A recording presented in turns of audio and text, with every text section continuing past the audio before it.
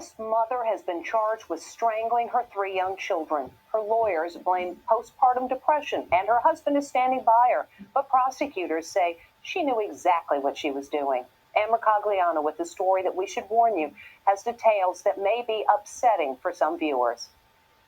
How could this happen? A mom accused of strangling her 3 kids. Can you hear me? Yes, Mom.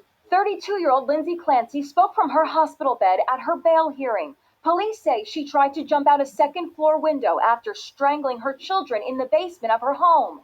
Still party across the top floor of the house. She is now paralyzed from the waist down. Clancy was a labor and delivery nurse. She even made videos for newborn mothers. So there are a lot of benefits for both mother and baby. Her lawyers say she was suffering from postpartum depression and postpartum psychosis.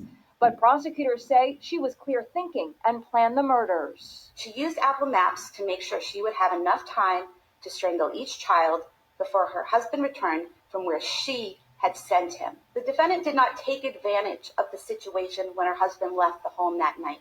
She created the situation. The prosecutor said Clancy used an exercise band to strangle 5-year-old Cora, 3-year-old Dawson, and 8-month-old Callan. She had to strangle each of them to unconsciousness and then make sure the bands were squeezing their little necks for several minutes. Clancy's defense attorney says she was seeking help that did not come in time.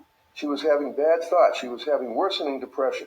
This is clearly a tragedy. Clancy's husband, Patrick, says he forgives his wife.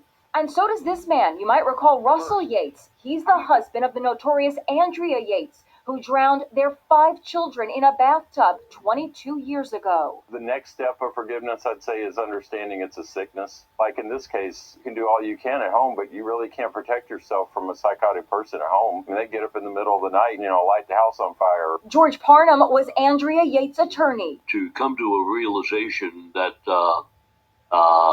you took the lives of the people that you gave life to, they have to live with this for the rest of their lives. Dr. Catherine Berndorf treats women with postpartum depression.